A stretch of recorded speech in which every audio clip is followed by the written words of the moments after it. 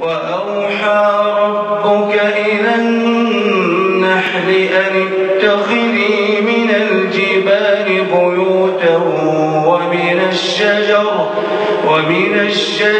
ومما يعرشون ثم كلي من كل الثمرات فاسلكي سبل ربك ذللا يخرج من بطونها شراب مختلف ألوانه فيه شفاء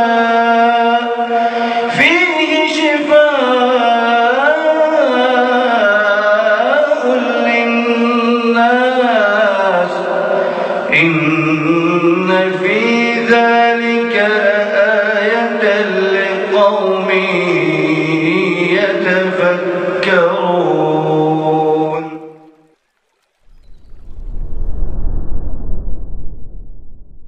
السلام عليكم ورحمة الله وبركاته. إن الحمد لله نحمده ونستعينه ونستغفره ونعوذ بالله من شرور أنفسنا وسيئات أعمالنا من يهده الله فلا مضل له ومن يضلل فلا هادي له أشهد أن لا إله إلا الله وحده لا شريك له وأشهد أن محمدا عبده ورسوله لا نبي بعده. قال الله تعالى في كتابه الكريم يا أيها الذين آمنوا اتقوا الله حق تقاته ولا تموتن إلا وأنتم مسلمون. يا أيها الناس اتقوا ربكم الذي خلقكم من نفس واحدة وخلق منها زوجها وبث منهما رجالا كثيرا ونساء واتقوا الله الذي تساءلون به والأرحام إن الله كان عليكم رقيبا.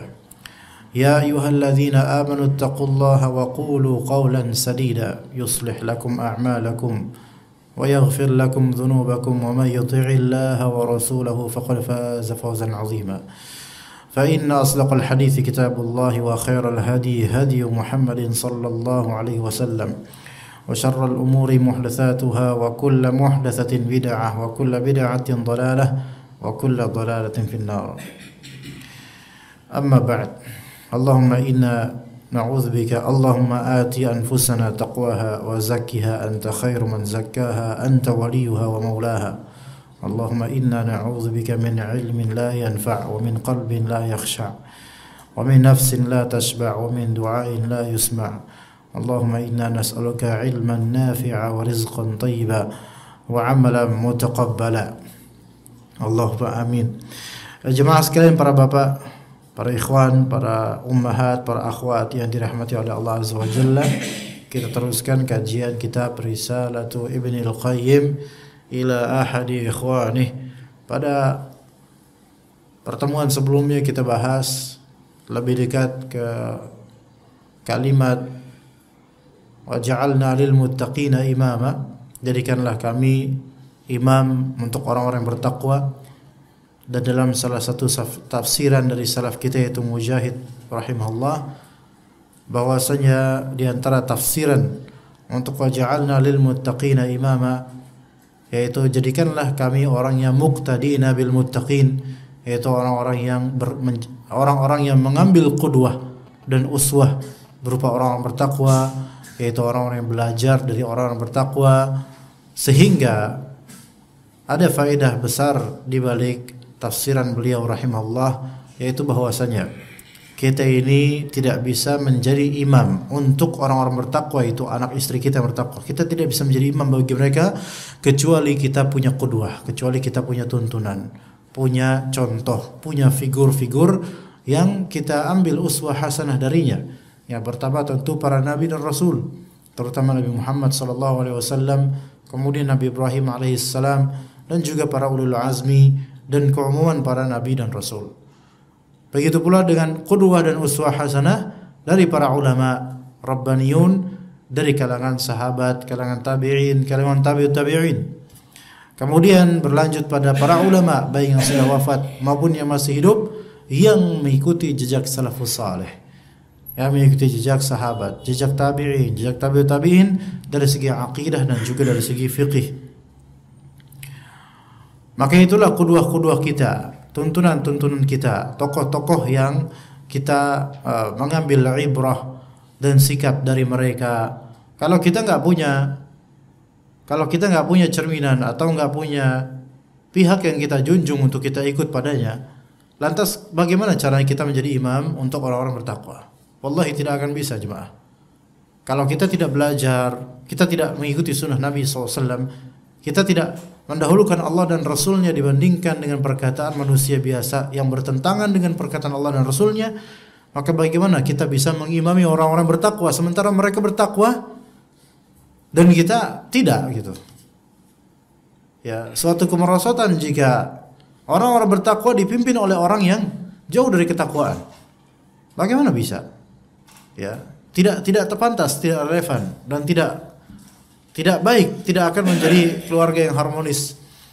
Maka jemaah sekalian rahimakumullah, kalau kita ingin keluarga kita bertakwa, anak-anak dan istri kita, maka tanamkan ketakwaan itu pada diri kita, kemudian kita tanamkan di negeri keluarga kita. Supaya menjadi qudwah. Karena seorang imam dia di depan. Kalau seorang imam di depan kemudian tidak mencontohkan ketakwaan dan menginginkan ketakwaan pada keluarganya, maka bagaimana dia bisa seperti itu? Ya, kata Allah Azza wa Jalla, kabur maqtan 'indallahi an taqulu ma la taf'alun. Sungguh besar kemurkaan Allah Ta'ala, ya, bagi orang kalian jika kalian mengatakan sesuatu yang kalian sendiri tidak melakukannya. Ya. Taib. Fasal kali ini pasal baru dari kitab Risalah Ibn Qayyim ila ahli ikhwani, pembahasan tentang ayat As-Sajdah 24. Kalau sebelumnya kita sudah membahas tentang bagaimana kita berqudwah dan juga menjadi imam bagi orang yang bertakwa. Di sini Ibnu Qayyim al-Jauziyah rahimahullah, beliau ingin menjelaskan dua kunci untuk menjadi imam bagi orang bertakwa, untuk menjadi imam yang menjalankan syariat Allah terhadap orang-orang yang bertakwa. Dua kunci yang disebutkan dalam As-Sajdah 24. Ya. Berkata Ibnu Qayyim al-Jauziyah rahimahullah, wa qad akhbara subhanahu anna hadhihi al-ummata anna hadhihi al-imamata innama tunalu bis-sabri wal yaqin. Allah Azza wa Jalla mengabarkan bahwasanya keimaman, kepemimpinan, maksud kepemimpinan dalam beragama yang baik, bukan sebatas jadi pemimpin, tapi kepemimpinan yang syar'i, yang sesuai dengan petunjuk Allah dan Rasulnya. Innama tunalu bis sabri wal yaqin. Itu hanya bisa digapai dengan dua kunci. Assalamualaikum. Yaitu dengan satu, sabar, dan dua, yakin. Dengan dua kunci, sabar dan juga ikhlas, itu dah. Itu yang kita dambakan jemaah selama ini, imamah fid din, yaitu keimaman dalam beragama, bahkan dalam bernegara, yang menerapkan aturan Allah Azza wa Jalla dalam negara tersebut. Tidak akan bisa kita gapai kecuali kalau umumnya masyarakat memegang dua kunci ini. Masyarakat pada sabar dan masyarakat pada yakin. Ya, nanti kita rinci insyaallah. Berkata Rabb kita Azza wa Jalla, wa ja'alna minhum a'immatan yahduna bi amrina lamma sabaru wa kanu bi ayatina yuqinun. As-Sajdah 24. Wa ja'alna minhum. Baik, refleksikanlah ayat ini baik dari skala kenegaraan atau skala kekeluargaan. Ya. Kalau skala kenegaraan boleh refleksikan di negeri Indonesia karena ini negeri kita yang tercinta. Dari segi skala keluargaan ya udah masing-masing aja lihat keluarga sendiri. Wa ja'alna minhum a'immatan. Dan kami akan jadikan adanya dari mereka, dari golongan mereka. Berarti kalau misalnya skala ini tentang Bani Israel, tapi kita refleksikan dulu. Kalau skala negeri, maka Allah akan jadikan dari rakyat negeri tersebut. Ya. dari warga negeri tersebut, minhum, di antara mereka, para imam. Itu kalau nanti, kalau secara kenegaraan. Kalau secara kekeluargaan, wa ja'alna minhum a'immah, kami jadikan dari keluarga tersebut. Lahirannya nanti suatu saat. Kalau misal kita lihat sekarang, misal saja keluarga kita jauh dari agama, misal, ya KTP Islam tetapi nggak menjalankan syariat Allah, banyak yang nggak ke masjid dan juga ke masjid Jumatan aja atau saat itu saja ke masjid kalau ada kupon saja misalnya, ya. Dan itu banyak ya kayak gitu. Ya. Kalau ada kupon ke masjid, tar itu ada. Iya. Giliran nggak ada kupon nggak pernah ke masjid, bahkan kadang-kadang protes ke masjid. Ya. Dan kita rasakan kok ini keluarga apa, paman, bibi, orang tua atau anak atau ini banyak sesuatu yang aduh kesalahan. Sabar, yakin. Dan nanti akan terwujud di antara mereka ada yang menjadi imam insyaallah. Cepat atau lambat setelah meninggalnya kita atau ketika kita masih hidup dalam usia tua mungkin akan ada insyaallah. Akan ada bibitnya kelak, tapi ada syaratnya.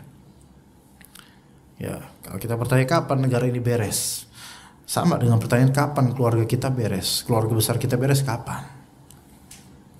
Kalau kita masih belum bisa membenahi keluarga besar kita, coba lihat membenahi negara.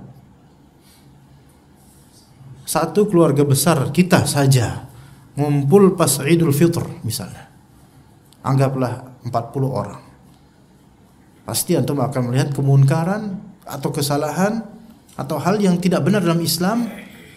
Beranikah antum untuk menahi munkar dia atau amar ma'ruf? Kalau belum berani, maka bagaimana kita bermimpi untuk skala negara? Banyak-banyak doa aja. Iya. Karena kalau skala mikro saja kita tidak bisa mengubahnya, maka skala makro itu hanya bisa kita berdoa. Maka ya udah sabar dan yakin aja. Tapi kemudian yang mana a'immah di sini? Para imam yang muncul dari kalangan warga masyarakat atau muncul dari anak cucu kita atau di antara keluarga kita, yang mana mereka tersifati yahduna bi amrina. Mereka memberikan petunjuk sesuai dengan perintah kami. Berarti menjalankan syariat Allah benar-benar. Ini baru nih imam yang didamba-dambakan, baik skala negara maupun keluarga. Walaupun kita belum bisa, misalnya kita pengen anak-anak kita lah yang seperti ini gitu loh. Makanya sebagian dipesantrenkan, sebagian disekolahkan di sekolah tahfidz. Kan harapannya kan supaya menjadi saleh kemudian membimbing keluarga. Menjadi pemimpin keluarga, apalagi ini anak pertama laki-laki. Gak mau saya anak laki-laki pertama kemudian jadi mbalelo misalnya, gak mau. Ya, misalnya dipesantrenkan, didoakan, disabarin dan yakin pada Allah. Gitu caranya. Biahduna bi amrina. Tetapi kapan? Kapan mereka ini Bani Israel nih, ceritanya Bani Israel yang juga terrefleksikan di kita juga sebenarnya. Kapan mereka itu mendapatkan imam-imam seperti ini? Ingat, a'immah, para imam. Bisa jadi bukan cuma satu. Bisa jadi muncul banyak. Kapan dapat para imam seperti ini? Lamma sabaru. Yang pertama, ketika mereka bersabar. Tidak gegabah dalam memutuskan perkara, sabar. Dan sabar nanti akan kita sebutkan sabar dalam hal apa aja. Itu satu. Dua, wa kanu bi ayatina yuqinun. Dan mereka yakin terhadap ayat-ayat kami. Yakin terhadap apa yang Allah Ta'ala jelaskan dalam Al-Quran seluruh. Yakin. Baik yakin tentang janji Allah duniawi maupun yakin tentang janji Allah ukhrawi. Yakin sekali mereka. Masya Allah. Ini kuncinya dua sebenarnya jemaah. Dan Al-Quran ini sudah turun sejak 14 abad lalu. Namun kadang-kadang kunci ini baru ditemukan ketika kita sudah tua. Iya. Sudah kadung kita hanya bisa doa. Apa tenaga kita mau gimana lagi coba? Sudah kadung kita cuma bisa ngajarin anak-anak kita atau jemaah-jemaah kita saja. Sekiranya jemaah sekalian pemuda-pemuda kita mereka pakai metode ini, itu insya Allah luar biasa hasilnya, insya Allah. sabar, tidak gegabah, dan yakin pada syariat Allah Azza wa Jalla. Karena sejujurnya, dan ini hanya menceritakan apa realita, bukan berputus asa. Banyak dari pemuda tidak bisa sabar. Baik tidak bisa sabar terhadap ketaatan, mereka nggak bisa sabar, nggak bisa istiqomah. Baik tidak bisa sabar terhadap kemaksiatan, mereka justru jebol untuk urusan maksiat. Atau tidak sabar terhadap takdir yang mungkin Allah Ta'ala uji mereka. Dan penguasa yang zalim merupakan ujian besar. Ketidaksabaran yang berlarut. Bukan hanya pemuda, keumuman masyarakat. Ya, tidak bisa sabar. Ya, di sini bukan berarti tidak bisa sabar, tidak ada yang nahi munkar. Harus ada yang kalau bisa menahi munkar, lakukan dengan cara yang sesuai syariat Allah Azza wa Jalla. Nggak bisa sabar. Ya, minyak goreng aja naik aja banyak yang bisa sabar. Ambil takdir, ujian. Tapi kita lihat bagaimana minyak goreng ketika naik berapa bulan lalu.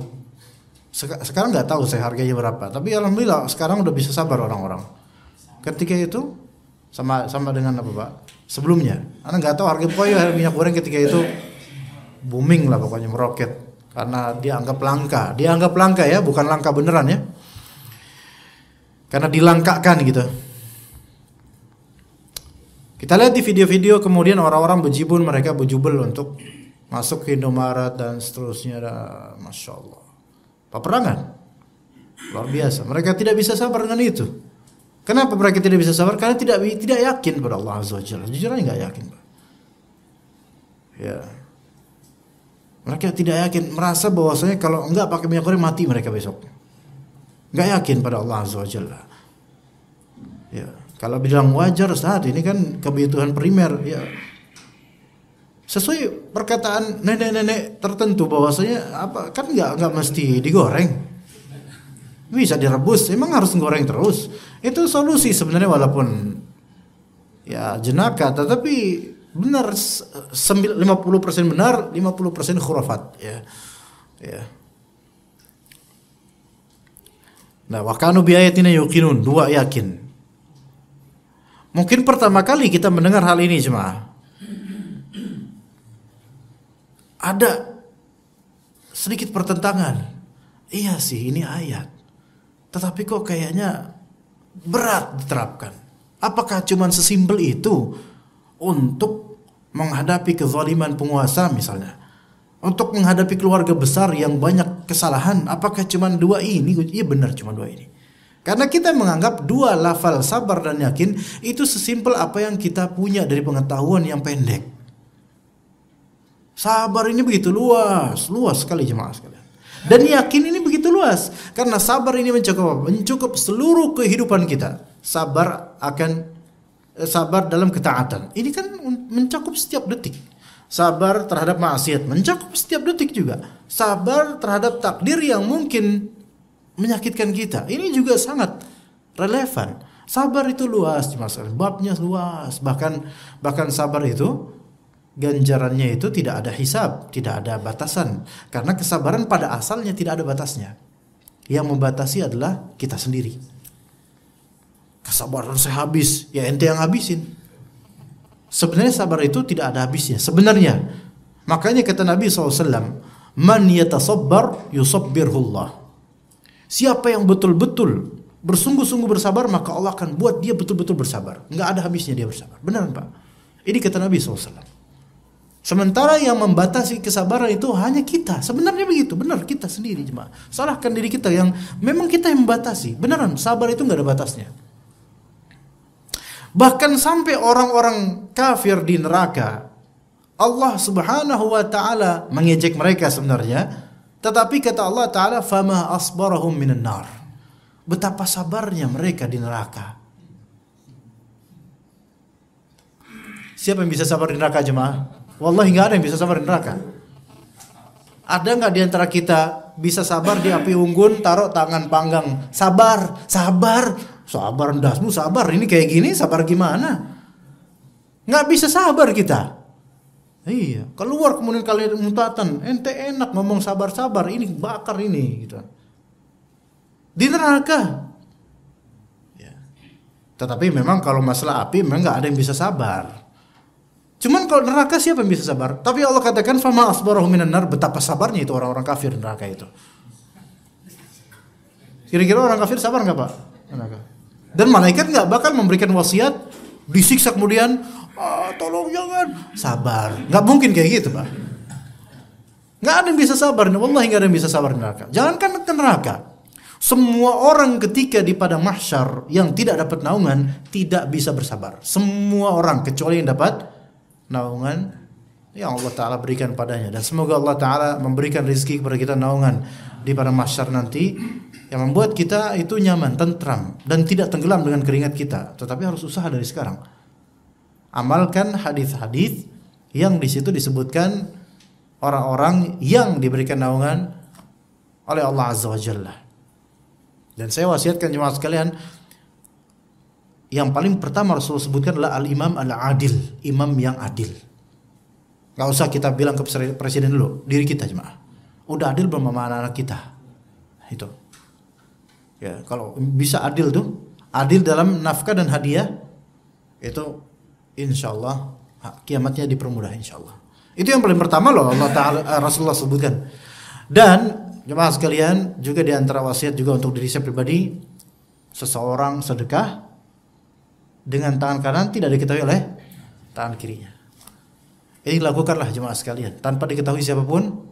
Nggak mesti antum harus tangan kiri biar nggak ketahuan terus dimasukin ke celana dalam. Nggak begitu. Tapi maksudnya adalah tidak seorang pun tahu. Iya. Ada amalan-amalan yang sedekah yang Jangan bukan orang lain, si istri nggak tahu. Bukan karena istri nggak tahu supaya takut diomelin karena banyak sedekah, bukan.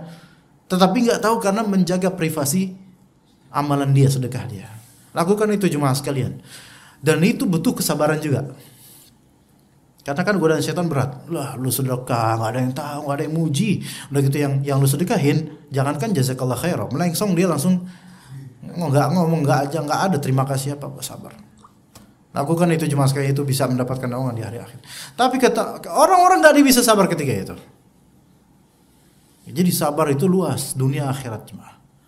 Kemudian yakin juga bab wasi', perkara yang luas. Karena yakin ini yakin kepada Allah dengan asma dan sifatnya, yakin kepada Allah dengan segala yang Allah wahyukan, Al-Quran dan juga hadis. Yakin terhadap itu semua. Jadi butuh ilmu sabar dan ilmu yakin. Iya. Dan kebanyakan kegagalan manusia itu tidak menerapkan kesabaran dan kurang yakin. Ya, ada orang yakin tapi nggak sabaran. Contohnya apa?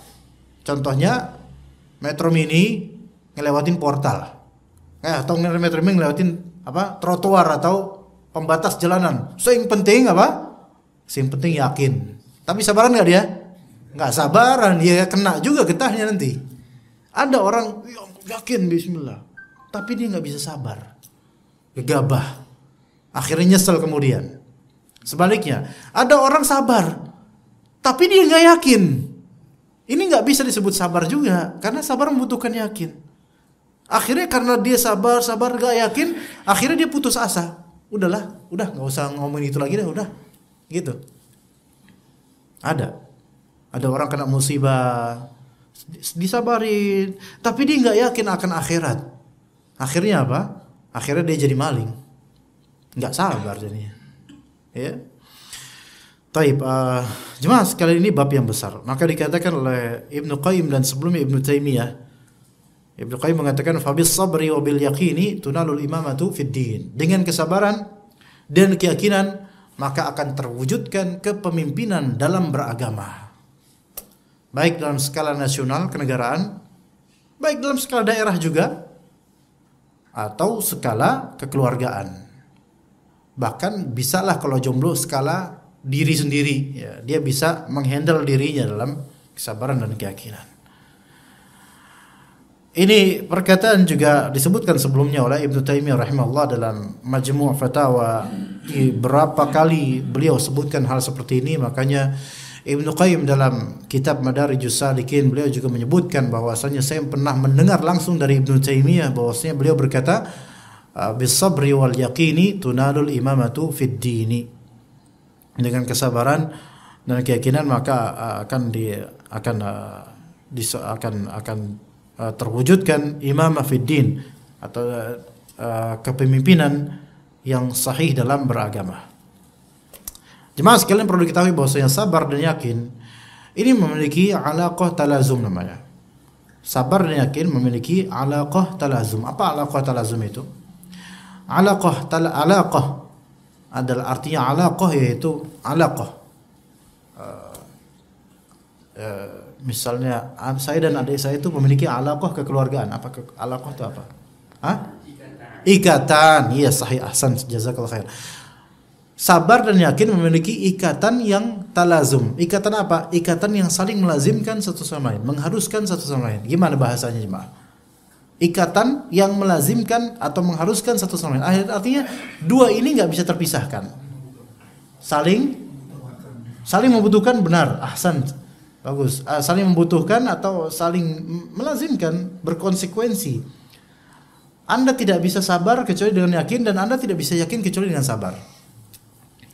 Maka dikatakan oleh Syekh Sulaiman Ar-Ruhaili rahimahullah, fal yaqinu yu'inu 'ala sabri. Yakin, keyakinan itu membantu untuk sabar. Betul enggak, Pak? Dipahami baik-baik kalimat itu. Keyakinan, yakin itu membantu untuk sabar. Betul enggak, Pak? Iya, kita bisa sabar karena kita ada sesuatu yang kita yakini. Kalau kita misalnya nunggu kan angkot, di sini lu ada angkot nggak, Pak, di depan sini, Pak? Ada. Sekarang? Oh, ada juga. Sabar nggak, Pak, nunggunya, Pak? Banyak malah angkot. Angkot yang bayar. Terus emang angkot?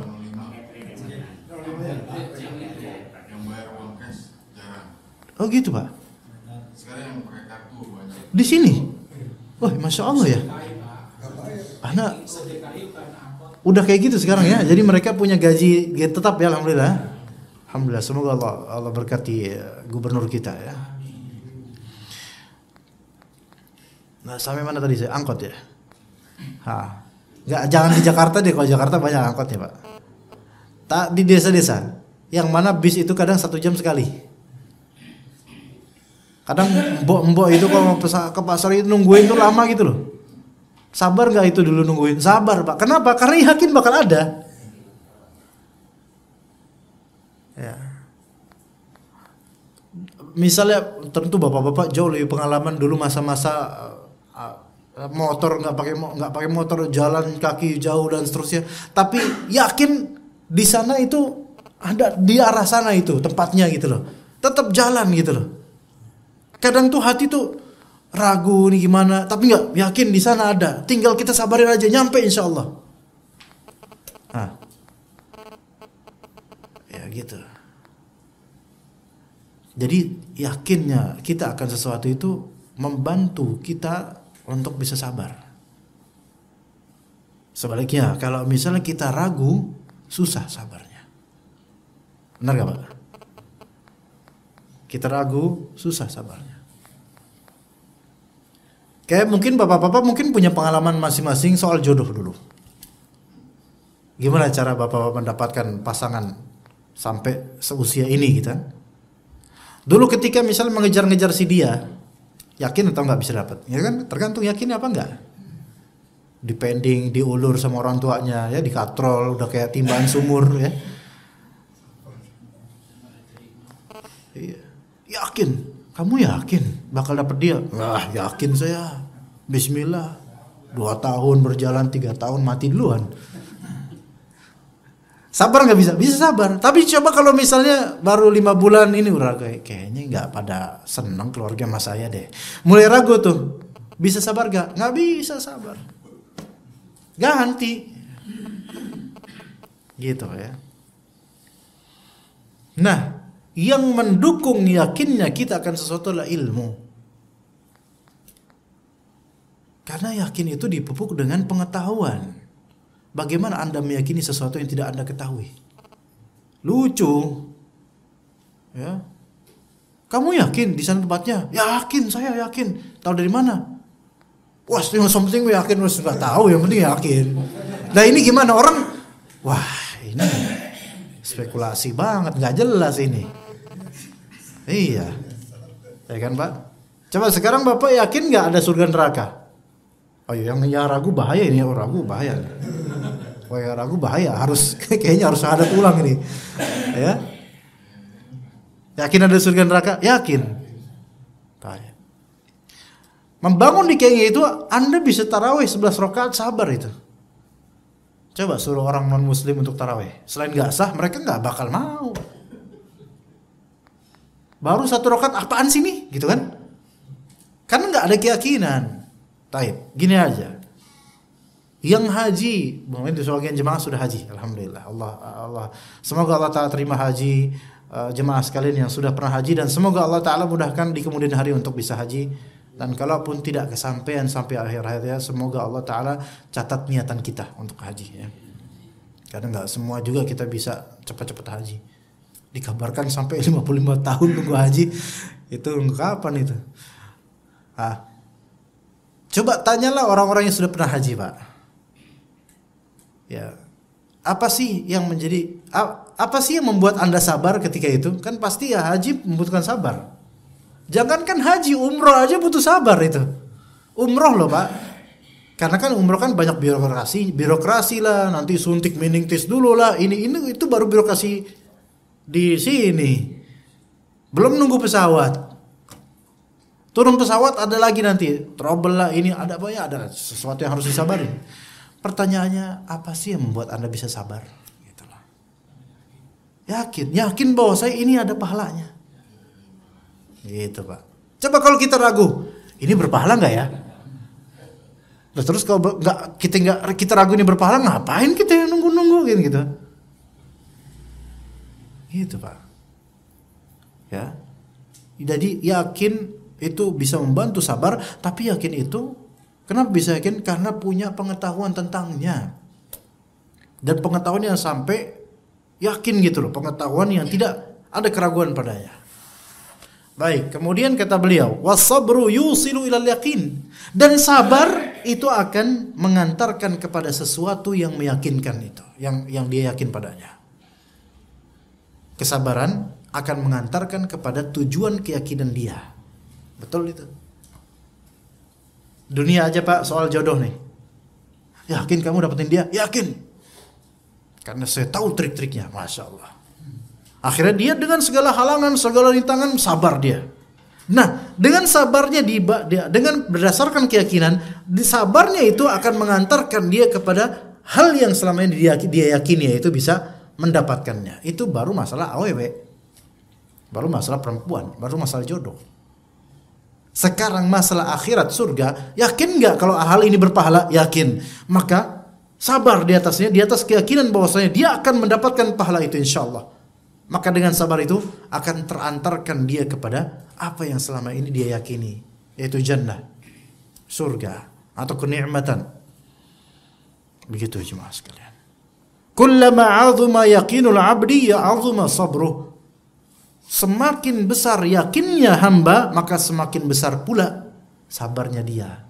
Ini kaidah yang bapak-bapak adalah pihak yang dewasa dalam memahami kaidah ini.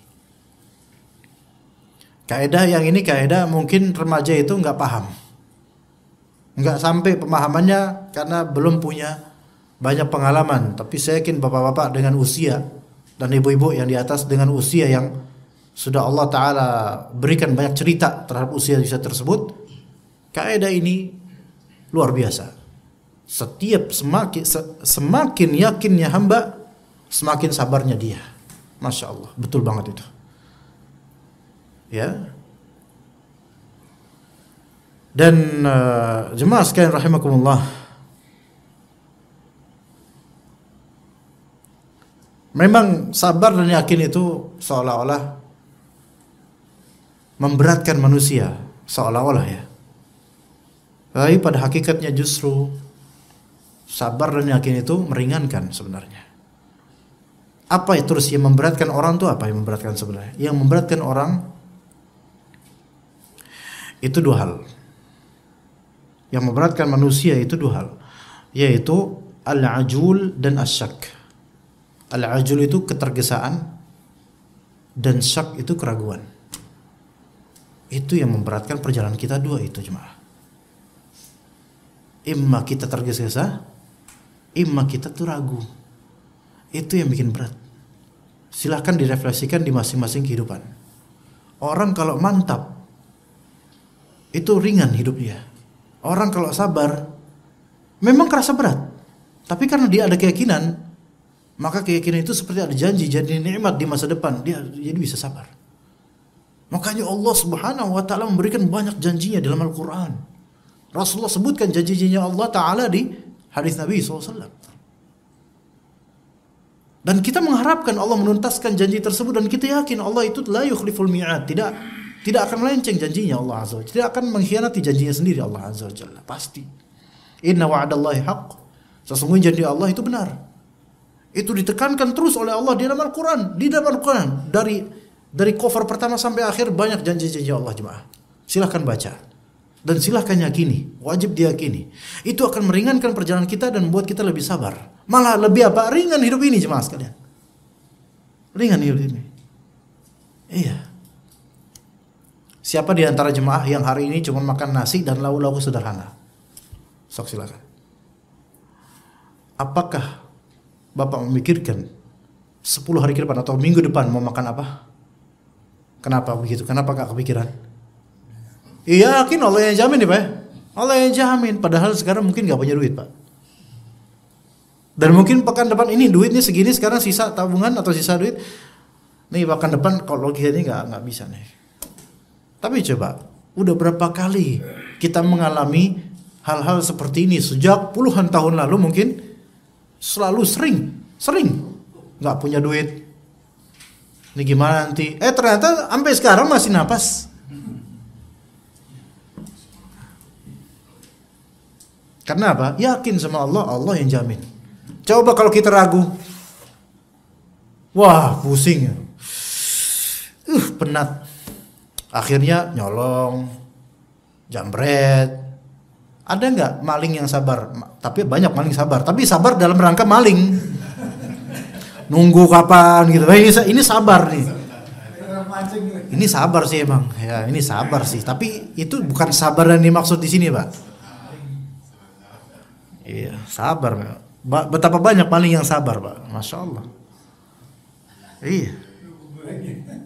Saya tadi ngelihat rekaman ada ibu-ibu ternyata ketahuan di Indomaret. Dia ngantongin, Bapak tahu Pak? Dia ngantongin banyak dari item produk yang jual. Karena kan di Indomaret kan nggak pakai scan ini Pak ya. Jadi kalau keluar kan nggak ketahuan nanti. Tapi dikantongin. Ya, ketahuan habis itu. Diinterogasi kemudian. Ini ibu kesini udah sering ya gini? Enggak kok, saya jarang kok kayak gini. Berarti pernah dong? Iya pernah. Berkali-kali berarti udah tuh ngantongin. Itu kalau emang jarang ya, jangan-jangan sering. Oh pantesan di sini kok banyak item-item yang hilang. Kemudian kita yang ganti, ternyata ibu yang ini. Baik. Apa faktornya kok dia bisa nyolong kayak gitu Pak? Karena nggak sabar.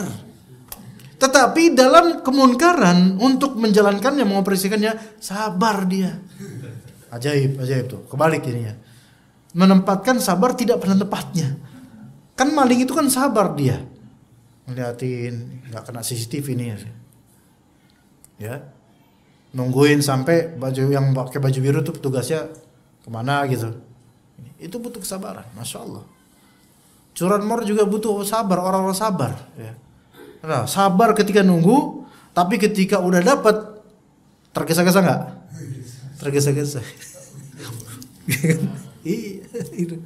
Tidak pada tempatnya mereka itu. Semoga Allah Ta'ala berikan hidayah pada orang-orang yang pada penjahat dari kalangan kaum muslimin. Semoga Allah Ta'ala berikan hidayah dan berikan taubat untuk mereka. Tapi setelah azan sesi terjawab insyaallah Ta'ala. Sallallahu alaihi Muhammad wa ala alihi washabbihi ajma'in.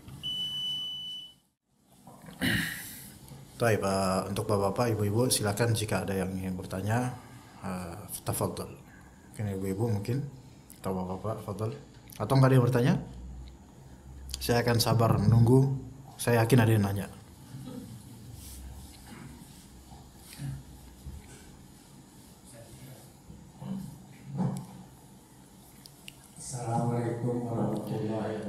Waalaikumsalam warahmatullahi wabarakatuh. Sebelumnya saya mohon maaf barangkali saya tadi bersangkutan saat keyakinan saja. Iya. Kita semua tahu bahwa syariat Islam itu mewajibkan zakat, ya Ustaz. Zakat. Ini nanti ada hubungannya dengan kita keyakinan. Ya Pak. Ini pertanyaannya ada sedikit ya. Zakat itu dari mulai kita zakat emas. Ya. Wajib zakat ya, yang nasabnya itu 93,6 gram. Satu itu emas yang dipakai perhiasan atau emas yang diperdagangkan. Satu. Ini satu maksudnya gimana? Pertanyaan atau apa nih? Ya. Ini pertanyaan atau apa?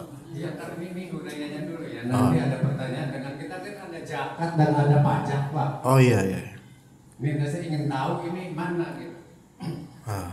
Ini uraiannya yang zakat ya, seperti emas, perak, terus peternakan pun kena pajak, kena zakat wajib ya. Iya. Pertanian, peternakan kambing, sapi kena ya. Kambing 40, 120, bisa ekor, sampai 2 tahun ya. Sapi juga begitu. Terus pertanian juga.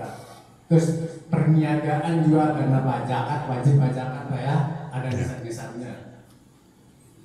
Di sisi lain negara pun ngambil zakat.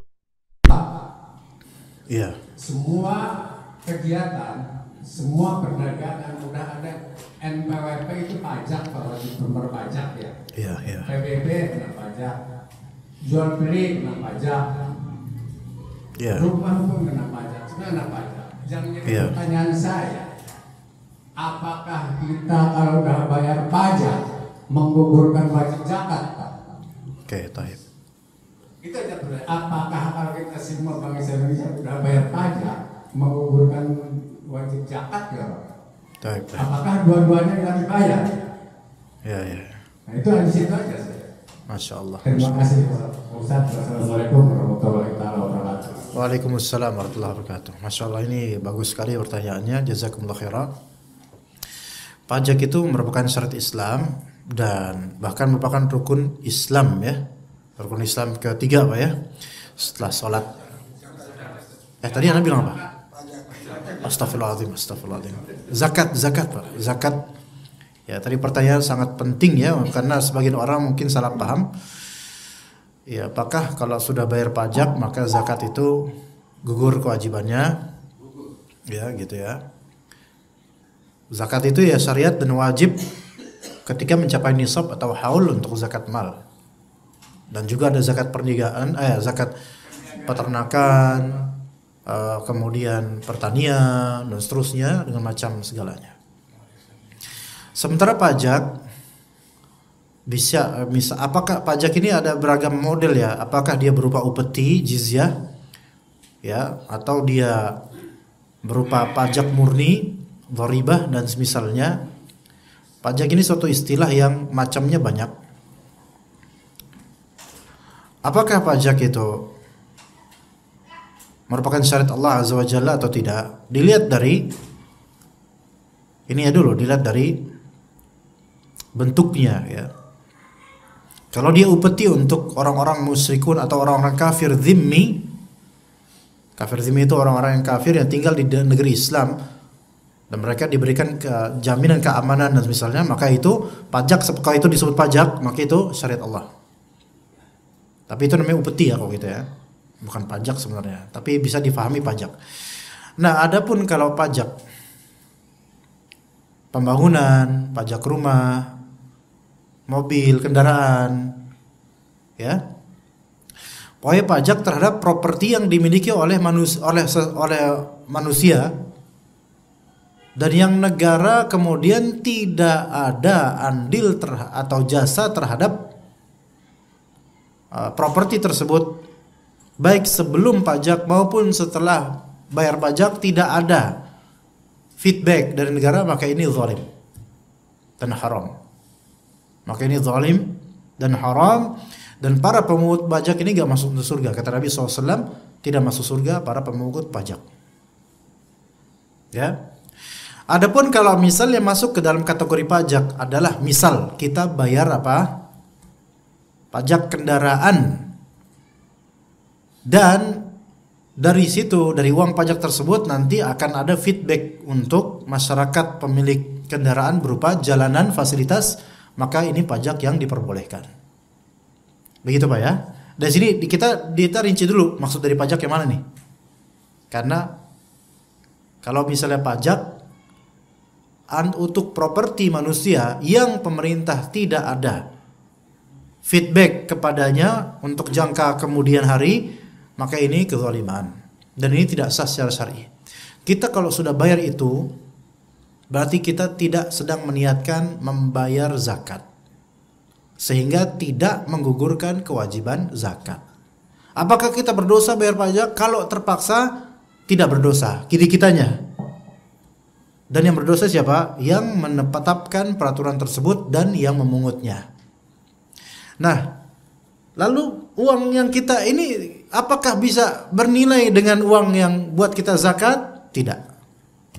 Nah, terus ini sebagai apa berarti ini habis duit kita? Ya. Nah, itu sebagai mungkin sedekah dan Allah Subhanahu wa taala yang akan mengganjarinya. Kenapa begitu? Karena zakat itu punya yang namanya asnaf al-mustahiqin, macam-macam orang yang berhak menerima zakat. Sementara kalau kita bayar pajak, dialokasikan kemana duit kita? Allah yang lebih tahu, ya kan? Kita nggak bilang apa-apa nih. Allah yang lebih tahu lah, ya. Jadi pertama, akad tersebut bukan sebagai zakat, Pak. Berarti bukan zakat. Bukan merugikan zakat. Kedua, selain hakikatnya yang bukan zakat, kedua yaitu salurannya itu kan bukan ke mustahik, sementara zakat itu wajib ditunaikan kepada mustahik. Nah, maka berkenaan dengan itu, sebesar apapun kita bayar pajak, Pak, itu nggak bisa menjadi wakil zakat, tetap wajib bayar zakat. Tapi dalam teknis ini satu-satu dulu Pak ya. Ya. Zakat dari pajak itu banyak feedbacknya kembali seperti ke fakir miskin seperti BLT, PKH, terus termasuk perawatan peribadatan, pembangunan masjid, musola, madrasah, pesantren, itu pajak Dari pajak. Nah, itu kan dimanfaatkan karena Indonesia sebagian besar umat muslim, jadi pajak itu masuk ke wilayah situ juga ya. Karena pajak itu ya. Yeah. Ya seperti berangkat haji kenapa jadi 34 juta? Karena itu ada subsidi dari pajak negara untuk meringankan beban berhaji. Kayak ada andilnya di umat muslim. Iya. Nah, sedangkan kalau zakat ini kalau pajak itu kan dari undang-undang yang positif ya, yang disahkan bagi negara. Pajak kan dari agama gitu ya. Zakat. Iya. Kebalik. Zakat negatif. Kenapa? Yang pajak kan Undang-undang positif, zakat positif. Negatif kan ini undang positif ada sanksinya sekarang. Gampang Pak jawabnya, Bapak. Jangan. Enggak, Bapak tidak perlu memperpanjang masalah. Saya jawab simple. Kenapa nggak pakai baitul mal? Selesai. Enggak, semua pertanyaan Bapak itu simple aja jawabannya. Sebenarnya berpanjang nanti buat haji, buat fakir miskin, buat duafa dan seterusnya kan feedback sih semua. Pertanyaan saya apa? Kenapa pajak nggak diganti jadi zakat dan ke baitul mal? Selesai. Yang pertanyaan saya kan tadi gini, Pak. Iya. Bapak bertanya feedbacknya ya. Iya. Kalau zakat feedbacknya pun ada gitu ya. Iya. Pertanyaan saya kan tadi kalau udah bayar zakat, bayar pajak. Ya. Menggugurkan zakat enggak, hanya itu aja saya simpel aja. Udah saya jawab belum? Udah saya jawab belum, Pak? Berapa kali saya harus jawab, Pak? Sudah dijawab belum, Pak? Sudah saya jawab tadi, Pak. Sudah dijawab. Iya, dan jelas kalimat saya 2 kali bahkan saya ulangi. Iya. Jelas, Pak. ada ketentuan yang saya kasih tambahan aja Pak. Ada ketentuan yang baru. Iya, Pak. Kalau kita membayar zakat di basis, Ya. ada buktinya itu bisa menjadi pengurang pajak di direktur. Itu bagus. Ya, Iya. sudah ada. Bagus itu. Supaya kita PPh kita berapa, terus kita bayar zakat juga ke basis. Iya. Tapi harus ke lembaga resmi. Itu bisa menjadi pengurang pajak. Dan itu lebih afdol. Karena apa? Karena memang kalau kalau kita pakai jasa pemerintah, maka di situ akan ada fungsi amil zakat, Pak, yang sehakikatnya. Adapun kalau misalnya, mohon maaf, bukan meremehkan masjid-masjid ya. Kalau masjid kan sifatnya swadaya. Maksudnya baik itu yayasan atau apa. Dia bukan resmi dari pemerintah. Maka tidak terjadi hukum penggajian untuk amil zakat kalau di situ. Makanya lebih afdol kalau misal kita, kalau bisa ya, ini nggak harus ya, pakai lembaga pemerintah. Apalagi kalau ternyata ada kortingan di pajak yang seharusnya memang kita tidak perlu bayar pajak di kortingan itu malah ada benefit yang bagus dari situ. Tapi masalahnya umat belum percaya dengan basisnya, Pak. Itu. Belum percaya dengan basisnya. Semoga Allah rezekikan sabar dan yakin, Pak ya. Ya, karena saya tahu bahwa basis Iya. teman-teman saya juga, Pak. Iya. Dia kasih tahu itu untuk kunjungan pejabat. Iya. Itu kan, ya. Kepercayaan manusia itu di kolbu kan, dan kolbu itu Allah yang atur, dan Allah tahu kejahatan sebagian orang, maka ya begitulah. Jadi kalau misal kita baik, pasti orang akan tahu kita baik itu. Tapi bukan berarti kita doakan saja semoga Allah beri hidayah beliau-beliau yang mengurus uang umat ya, karena itu hisapnya berat ya, itu hisapnya berat. Tambahan aja, Pak. Mungkin ini untuk generasi kita ke depan untuk memperjuangkan bahwa kalau di negara persemakmuran itu pajak penghasilan hanya bisa untuk kepentingan umum. Jadi gaji guru, gaya bangun, jalanan umum. Jadi nggak boleh gaji fasilitas pejabat Seharusnya ya. di negara persemakmuran seperti Singapura, Malaysia. Dari mana gaji fasilitas itu? Dari ekspor impor. Jadi PPh itu nggak boleh dipakai untuk gaji fasilitas. Dan ini mungkin PR buat anak cucu kita untuk memperjuangkan undang-undang. Mudah-mudahan Allah perbaiki insyaallah ya. Jadi basket itu bisa dipakai. Iya. Iya. Terima kasih, Pak. Masya Allah, jazakumullah khair atas wawasannya Pak, jazakumullah khair. Ibu-ibu nggak ada mungkin yang mau bertanya? Ibu-ibu cukup insyaallah, ibu-ibu ya. Ya mungkin cukup sampai sini insyaallah karena sudah waktunya qomat. Wassallallahu ala nabiyina Muhammad wa ala alihi wa sahbihi ajma'in. Subhanakallahumma bihamdika asyhadu an la ilaha illa anta astaghfiruka wa atubu ilaik. Wassalamu alaikum warahmatullahi wabarakatuh.